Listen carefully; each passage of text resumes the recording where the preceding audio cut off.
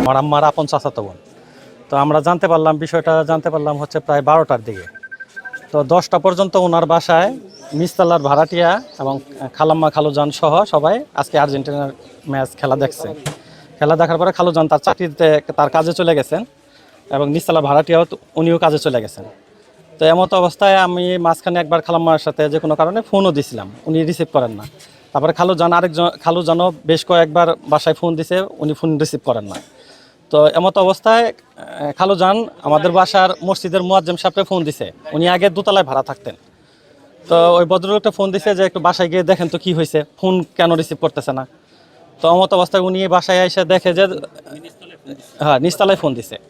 নিচতলায় ফোন দেওয়ার পরে পরে খোঁজ নিতে বলছে। এমতো অবস্থায় উনিও আসছে, যায় দেখে যে ওনার সোফার মধ্যে উনি রক্তাক্ত অবস্থায় পড়ে আছে।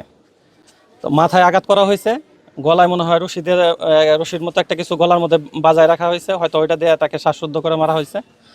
তো এই অবস্থায় আমরা আয়সা দেখে হতভম্ব। সিসি ক্যামেরাটা ওরা নিয়ে গেছে, সিসি ক্যামেরার যে সেটটা থাকে ওইটা ওরা ভেঙে টেঙে নিয়ে গেছে। সেখানে খুব দ্রুত আমি চাচ্ছি যে এটা মানে সুষ্ঠুভাবে তদন্ত হোক, তদন্ত হয়ে যে দোষী তার শাস্তি কামনা করতেছি। তখন দেখতেছি ওই পাশ থেকে ফার্মেসির যে ডাক্তার সাহেব উনি দৌড়ে আসতেছে।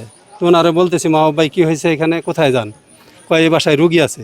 আমি কই রুগী আছে, আমরা তো এখানে কিছু তো বুঝলাম না। পরে ওনার পিছু পিছু আমরা গেছি, গিয়া দেখি যে ওই উনি ঢুকছে 3তলায়, আমরাও ঢুকছি, দেখি যে রক্তাক্ত লাশ। আমি না অনেক দিন ধরে দোকানদারি করতেছি, কিন্তু ওনার এরকম শত্রু বা এরকম কোনো কিছুই ওনার আমি পাই নাই। আর উনি অত্যন্ত ভদ্র এবং মার্জিত একজন মহিলা ছিল।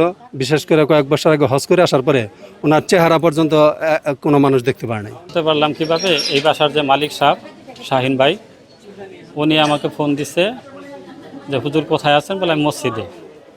বাসায় ফোন দিতেছি 2 ঘন্টা যাবৎ, কিন্তু ফোন ধরতেছে না, একটু খবর নিয়ে আমাকে জানাবেন। তারপরে বললাম তাহলে নিচতলায় ফোন দেন, বললো যে নিচতলায় আমার ফোন নাম্বার নাই।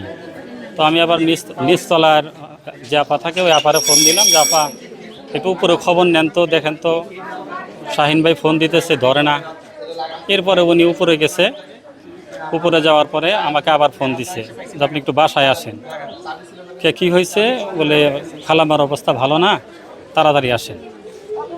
এরপরে কান্নাকাটি করছে, পরে আমি লোকজন নিয়ে তারপর আসছি। আইসা দেখে এই অবস্থা, মানে সোফায় শুয়ে রয়েছে, রক্তাক্ত অবস্থা, মারা গেছে। 3য় তলায় একটা বাড়িতে মহিলার লাশ পাওয়া যায়। পরবর্তীতে সংবাদ পেয়ে আমরা দ্রুত ঘটনাস্থলে আসার পরে দেখতে পাই যে একজন ভদ্রমহিলা, তাকে হত্যা করা হয়েছে। তার হাত বাঁধা ছিল, গলাতেও রশি পেঁচানো ছিল এবং মাথায় বেশ কিছু আঘাতের দাগ আছে। তো তাকে হত্যা করা হয়েছে, এই বিষয়ে কোনো সন্দেহ নেই। তো আমাদের একাধিক ইউনিট, জেলা পুলিশের ইউনিট, ডিবি পুলিশ, এছাড়াও আমাদের টাঙ্গাইল জেলার পিপিআই, সিআইডি সহ আমরা একাধিক টিম কাজ করছি। ক্রাইম সিন টিমও আসছে আমাদের সিআইডির। তো এটা তাকে হত্যা করা হয়েছে। এখন কিভাবে তার মৃত্যু নিশ্চিত করা হয়েছে এটা পরবর্তীতে পোস্টমর্টেম রিপোর্টের মাধ্যমে জানা যাবে। না, কাজ করছি আমরা, এখনও তদন্ত চলছে। আমরা মাত্রই খবর পেলাম, আমরা ঘটনার শুরু থেকে এখনও আছি এবং আমাদের একাধিক ইউনিট কাজ করছে। কোনো কিছু জানতে পারলে বা আসামি গ্রেপ্তার হলে আপনারা জানতে পারবেন।